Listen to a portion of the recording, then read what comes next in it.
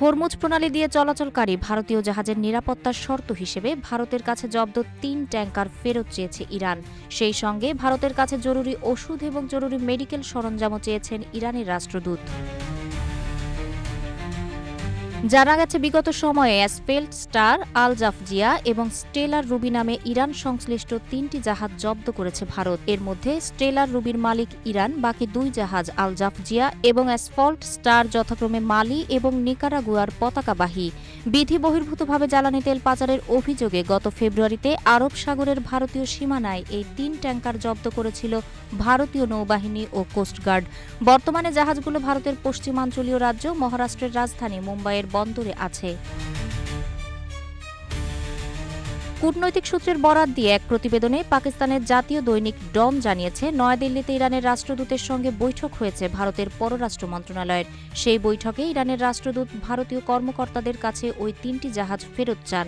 এর পাশাপাশি ইরানের জনগণের জন্য জরুরি ওষুধ এবং মেডিকেল সামগ্রী পাঠানোর অনুরোধও জানান তিনি।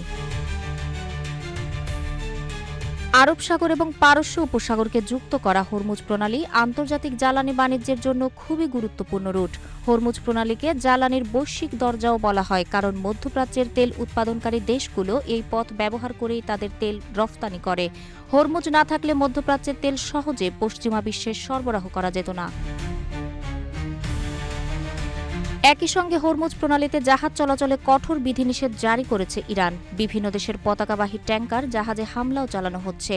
এই পথে চলাচলের সময় এরই মধ্যে বিভিন্ন দেশের পতাকাবাহী 12টিরও বেশি ট্যাঙ্কার জাহাজ হামলার শিকার হয়েছে।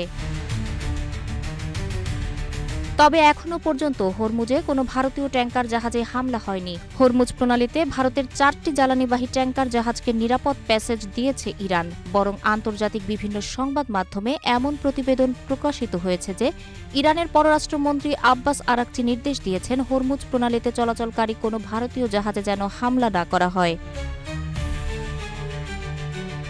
কি কারণে ভারতকে এই ছাড় দিল ইরান, তা জানতে 16 মার্চ ভারতের পররাষ্ট্রমন্ত্রী জয়শঙ্করের সঙ্গে যোগাযোগ করেছিল ব্রিটিশ সংবাদ মাধ্যম ফিনান্সিয়াল টাইমস।